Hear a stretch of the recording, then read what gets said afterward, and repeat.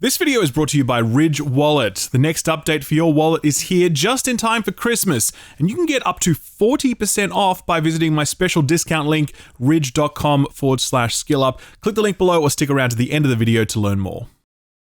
Gamers! Please don't sue me, Nintendo. I had no choice. That image is too good to not be shared. Welcome back to This Week in Video Games. A little later than usual this week because poor Austin had the Rona. Or at least that's what he tells me. How convenient that Austin gets COVID the same week that God of War releases. I'm on to you, Austin. No, but for real, he has been sick, so 1 like equals 1 Kleenex for Austin. Even though he's all better now, hence the reason this video is hitting your sub box. And that's a good thing too, because this has been an absolutely huge week of news, from the announcements of the Game Award nominees, to Mick Gordon dropping an absolute bombshell on the dealings with id Software and what went down there. A lot to get through, so let's get to it, shall we? Here comes the news. Let's start with those Game Award nominees, since that's what everyone's talking about right now. Just yesterday, Kojima's #1 fan and Game Awards organizer Jeff Keighley announced the nominees for the 2022 Game Awards. Always an exciting time because it honors the work of game makers the world over, but more importantly, it gives us lots of stuff to argue about on Twitter. Or Mastodon, or wherever it is you're parking yourself these days. So what games got the nod? Well, the Game of the Year category is the money shot, of course, and this year 6 games are in the running: A Plague Tale: Requiem, Horizon Forbidden West, Stray, Xenoblade Chronicles 3, God of War Ragnarok, and of course, Elden Ring. I think we all know who's going to take this one home. Obviously, it's Stray, right? I mean, look at how cute he is. No, but seriously, this is obviously going to come down to a God of War versus Elden Ring showdown, just as it did back in 2018 when Kratos clenched the win from old Arthur Morgan in Red Dead 2. My personal prediction, Elden Ring, but honestly, seeing how much people have loved Ragnarok, I definitely wouldn't put big money on that either way. By the way, I think it's kind of cool to see Xenoblade in there. These sorts of games are often overlooked, and I know the community definitely appreciate the recognition. Best Game Direction breaks similar to the Game of the Year category, though Sam Barlow's Immortality is in there, a worthy inclusion by all accounts. Best Narrative includes Elden Ring, which has ruffled a few feathers since the narrative is quite obscured, to put it kindly, as is common from most FromSoft titles. Its world building is second to none, but for narrative? I don't know, man. It feels like that's a deadlock for God of War. Best Art Direction does see Scorn squeeze in there, which is nice, but I can't imagine anything snatching this away from Elden Ring. Best Score and Music includes Metal Hellsinger, which is awesome, love to see that, as well as Xenoblade Chronicles 3. Very hard to top a Xenoblade OST, to be honest, so hopefully that gets a look in. Best Performance is going to be really tough. Ashley Birch from Horizon, Manon Gage from Immortality, and Charlotte McBurney from A Plague Tale are all frontrunners for my money, and I'd put this one on McBurney personally. Her performance was so nuanced and so powerful in A Plague Tale. She was flawless, and one of the biggest reasons that I enjoyed the game as much as I did. The Best Indie category is totally stacked, including bangers like Cult of the Lamb, Neon White, Sifu, Stray, and Tunic. No idea who comes out on top there, since they all deserve it for different reasons. Best Mobile Game includes Diablo Immortal. Fuck that. Best Action Game includes Bayonetta 3, COD Modern Warfare 2, and Teenage Mutant Ninja Turtles Shredder's Revenge. Quite an eclectic mix, I gotta say, hoping Bayonetta gets some recognition there. The Best Fighting category includes a whole bunch of actual fighting games, and then Sifu. I mean, what? Why? Under this logic, any third-person single-player melee-based game is a fighting game. Why isn't God of War Ragnarok in this category, damn it? Seems a bit silly. Lots more categories to call out, too many in fact, but Content Creator of the Year award is quite an interesting one. First of all, because I'm not in there, what the fuck is up with that? But more importantly, it does include noted personalities like Ludwig, QT Cinderella, Carl Jacobs, and Nobru, but it also includes Nibellion, a gaming Twitter account I spoke about some weeks back because he just quit Twitter. Some argue that he doesn't belong in this list because he's more of an aggregator of content rather than a content creator, but I think he created a highly curated feed of news that was the center of much gaming discourse, and that's a valuable skill, the same as being able to sit down on stream and eat noodles while reacting to TikToks. If that stuff is content, then so is Nibel's feed, and I for one hope he wins because there are many, many people on Twitch or YouTube doing the whole talky thing, but there was only one Nibel, and I miss him. And those are the nominations. I would love to hear your thoughts on all this. Any predictions, anything in there that shouldn't be, any big snubs, let me know in the comments below, but try to keep it civil. If Sonic Frontiers has taught us anything, it's that things can get very quickly carried away when we're talking about video games. Switching gears now, let's return to that story from a while back, the one where id Software claimed that composer Mick Gordon wasn't doing his job or delivering to deadlines after Mick commented that the officially released OST wasn't up to snuff. When Marty Stratton of id posted his explosive allegations to Reddit, Mick Gordon never actually refuted them, leaving most of us to assume that what Marty was saying was true. Turns out, probably not so much. This week, Mick released a highly organized and detailed statement on what it was like to work for id, alleging unfair contract terms, a culture of crunch, being paid late, being underpaid for his work, and being threatened with legal action repeatedly. In broad terms, Mick claims that the working relationship between he and id was fraught from the start, with him being required to submit music for levels before the levels themselves were actually finished, all but guaranteeing rewrites later on when level designs were finished, which would in turn necessitate revisions. Mick said, quote, "Guesswork was my only option, and I could see a future filled with rejections and demands for rewrites impossible to accommodate thanks to a schedule that was already packed tight," end quote. He also claimed that management, specifically Marty Stratton, was often rude, dismissive, or playing the role of a disciplinarian, and that collaboration was all but non-existent. He claimed that he went 11 full months without being paid a dime for his work, and then when he did put his foot down to ask for payment, ZeniMax, Bethesda's parent company, threatened him with legal action, forcing him to capitulate. On the matter of the official soundtrack to accompany the collector's edition of the game, Gordon revealed that he hadn't been contracted to deliver that when it was announced as a collector's edition bonus, and yet he was still somehow on the hook for it after id's team couldn't deliver it. He says that he and Stratton agreed to resolve the matter in partnership, but no sooner had Stratton agreed to that than he put up that Reddit post, blowing up the entire collaboration and effectively ending Mick Gordon's career. Since then, ZeniMax have offered him various settlements to compensate him, but all have included a gag order that stops Mick from telling his side of the story. Those offers were apparently rejected, and Mick has now laid out his side of things with a hell of a lot of receipts to back it up. The Bayonetta Helena Taylor situation is a reminder not to believe everything you read, as there's always more than one side to a story, but this is that other side. I'm not saying it's true, I'm just saying that it bears listening to, and given how much evidence Mick has presented to back it up, it's pretty compelling stuff. No word yet from Stratton, id, or Bethesda on what they plan to do about this, but hopefully they arrive at an amicable solution that allows Mick to keep working, because he is one of the most talented composers in this entire industry, and it'd be a shame to be deprived of his work. Continuing with this internal strife thread, we have an update on that situation over at Zaum, makers of Disco Elysium. You'll recall that some weeks back the brains trust of the project were forced out of the company in unclear circumstances, with hints that the artists and writers were clashing with the more corporate-minded studio management. So that may be true, but the waters became a lot muddier this week when the current CEO of Zaum, Imla Kompus, said in an interview with Estonian Express that recent dismissals were at least partly the result of the toxic work environment fostered by Disco Elysium designers Robert Kurvitz and Sandar Talis, with the allegation that Kurvitz in particular was supposedly known to be problematic on a personal level by insulting and belittling those under him. At least some of those claims were supported by sources who spoke to gamesindustry.biz. In addition, the company also alleges that those same people were trying to sell the company's intellectual property to other companies.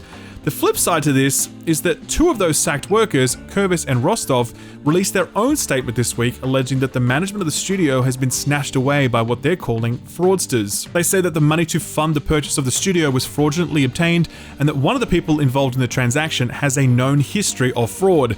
They say they're speaking to lawyers and are intending to bring suit, so this situation is far from clear-cut and far from over. You know what else is far from over? That Activision Blizzard acquisition deal, and this week it took a very odd turn.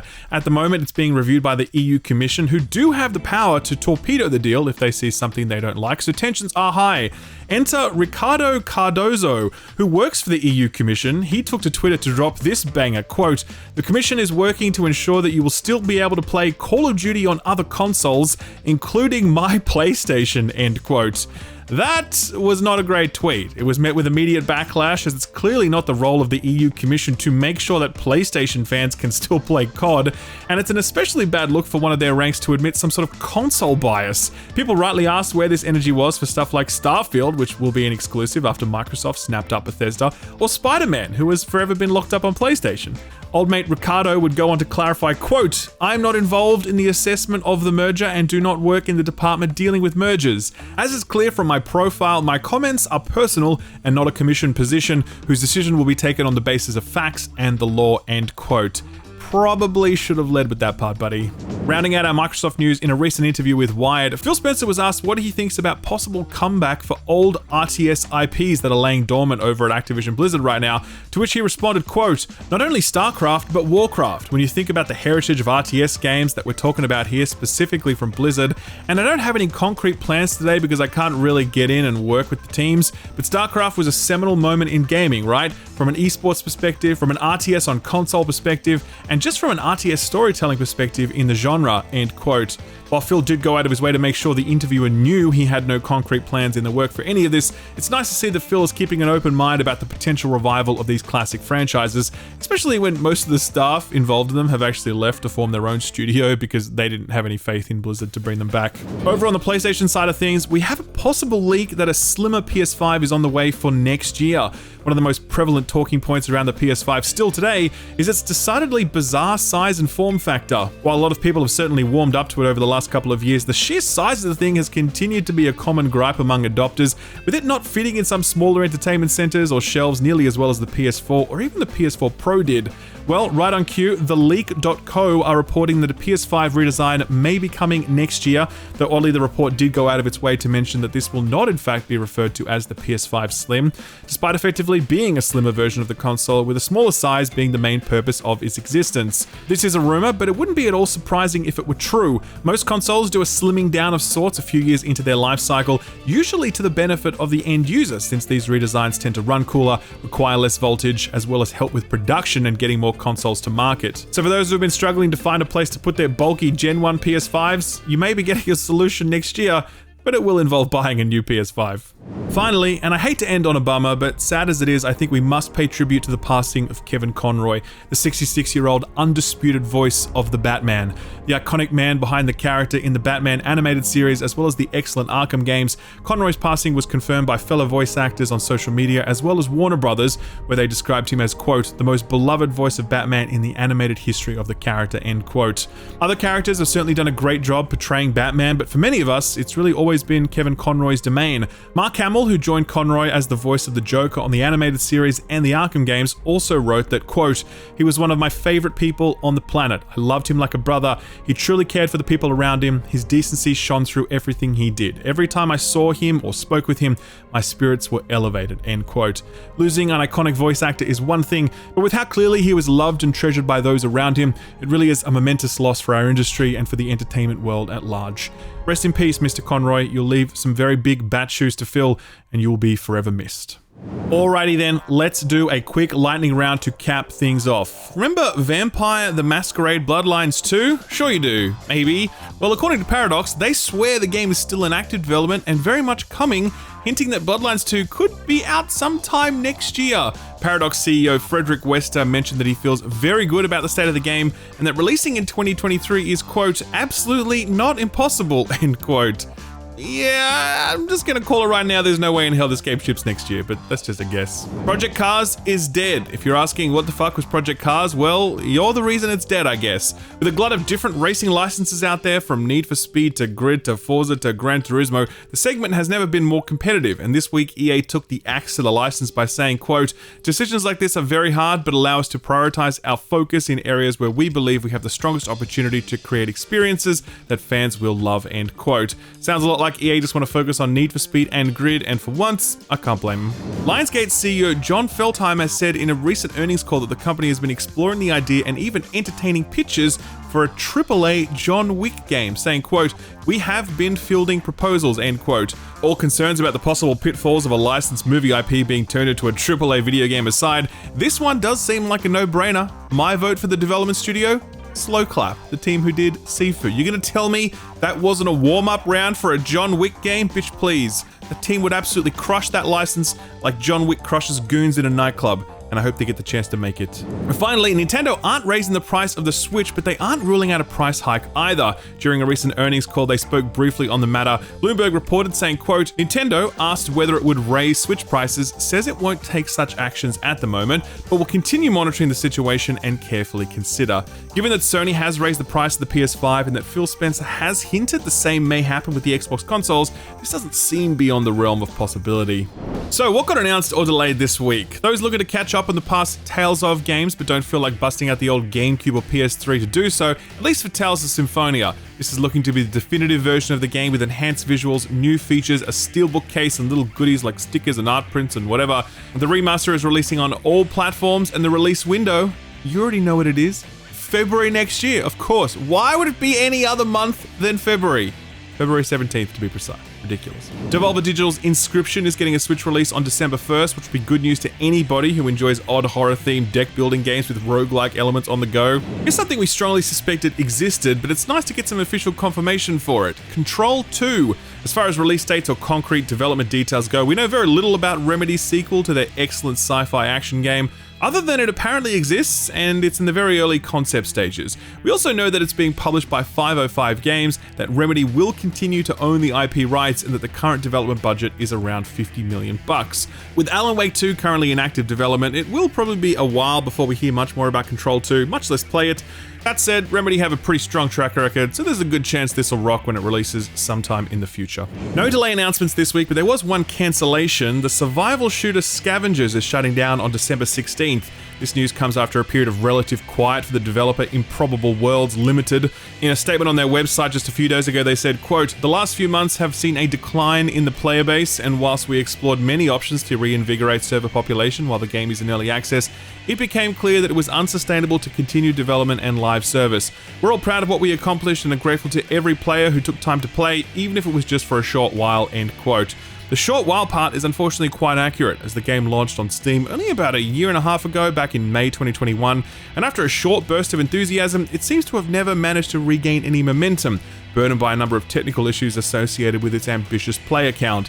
While the few remaining Scavengers fans are being left out in the cold, the developer also mentions that they, quote, "Look forward to updating you all on what's next for Improbable, and we hope you'll join us wherever that journey takes us next," end quote. So what came out last week? Well, there was a bunch of stuff, including big hitters like Sonic and God of War, but we did cover those last week since embargoes were up. There were two items we haven't covered yet though. The first is Football Manager 2023, the spreadsheet game where instead of trading stocks, you're trading people. In typical form, it's met mostly great reviews, sitting at 84% very positive on Steam, mirrored by a mighty 84 on OpenCritic. Eurogamers seemed like a good choice to throw to when reviewing a football title, and they liked it, but gave only qualified praise. Quote, "Football Manager is still the best sim of its kind, but Football Manager 23's serious lack of improvements shows an annual release schedule taking its toll," end quote. The only other release to circle back to was the highly anticipated Tactics Ogre Reborn, which hit everything except the Xbox on the 11th and seems to be reviewing quite well overall, with lots of 8s and a mighty 85 on OpenCritic. Only a few hundred reviews on Steam so far, but 81% of them are positive. Push Square's 8 out of 10 review exemplifies this well, saying, quote, "The experience that lies at the heart of Tactics Ogre Reborn has stood the test of time admirably, and thanks to the swathe of intelligent tweaks and quality of life improvements introduced, will likely remain at the head of the pack for years to come," end quote. Some reviews go even further, like Level Up's 9 out of 10 review that praises the game as, quote, "A title that succeeds by delivering the definitive version of a tactical RPG that deserves to be played by more people," end quote. Finally, a Square Enix RPG releasing in 2022 to strong reviews, and all it took was a remastering of a classic. Now, if we can just get that Vagrant Story remake, Square, that'd be great. Thanks. So what's coming out this week? Pretty chunky week, actually, let me tell you. Quite excited about a few things on this list. None more so than Pentiment, which arrived on the 15th, exclusive to the PC and Xbox, since this is an Obsidian title, and Microsoft owns them now. This is a game that basically shouldn't exist, in the sense that it's a weird, historically themed murder mystery narrative adventure RPG, and the whole thing is presented as an illuminated manuscript. And yes, I had to Google that, because who the fuck knows what this art style is called?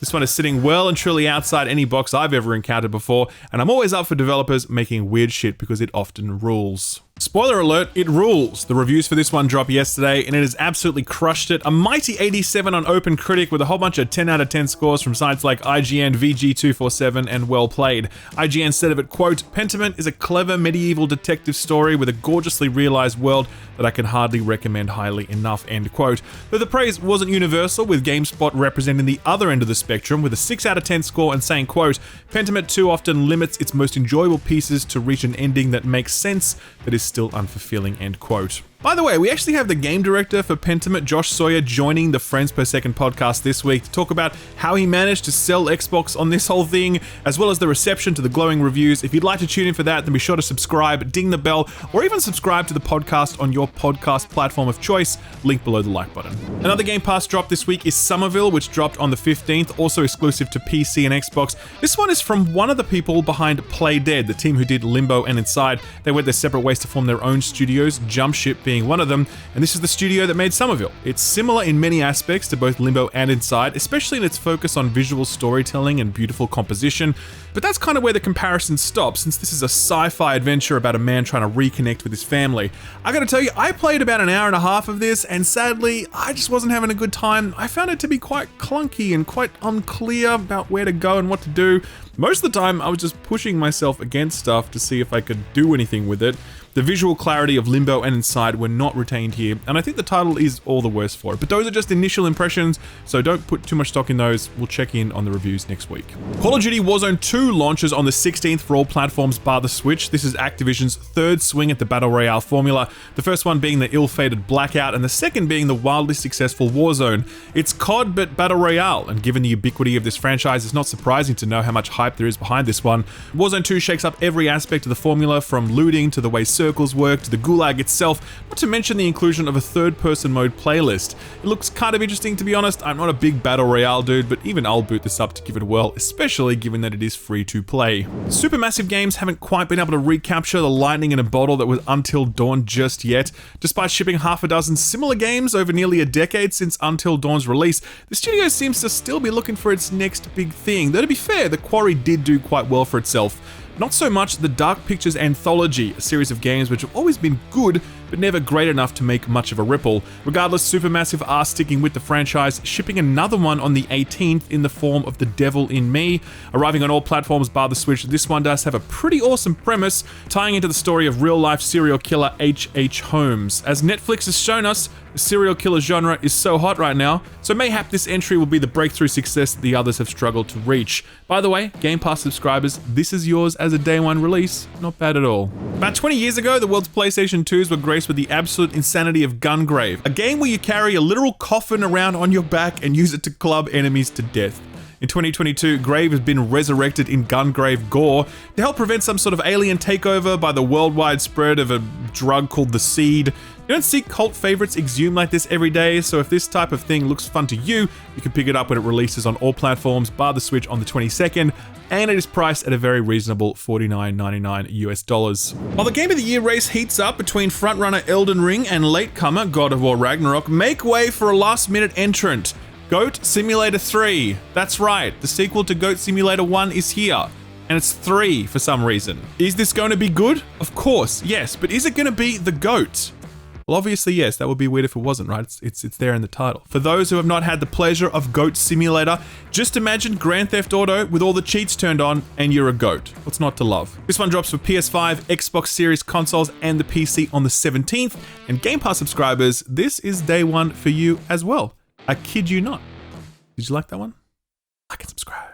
Interested in playing the same game you've already played 10 times before? No, it's not another Destiny expansion, it's a new Pokemon game. Pokemon Scarlet and Violet launch on the 18th, exclusive to the Switch of course.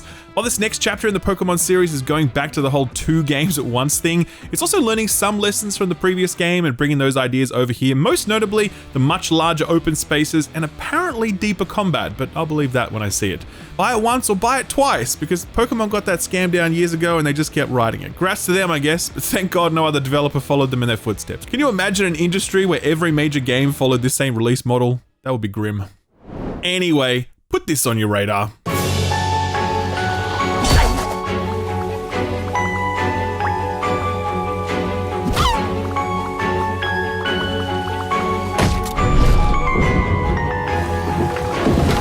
This is Ship of Fools, and it's looking pretty rad. Some zany characters and well-drawn levels might catch your interest at first, but the thing that really seems like it's going to stand out is the whole thing about taking care of your boat and making sure it doesn't sink amid all the abuse it's inevitably going to endure as different monsters and hazards cross your path. This is a roguelike, complete with those maps where you choose your path, vendors selling your upgrades, and lots of loot to collect. The kicker is that the whole thing can be played co-op, a rarity for these sorts of games, and frankly, a great addition, one that very much fits with the nautical theme since crewing a ship is usually a co-op affair. If you'd like to check it out, then good news, you won't have to wait very long. Ship of Fools releases on all platforms on the 22nd of this month.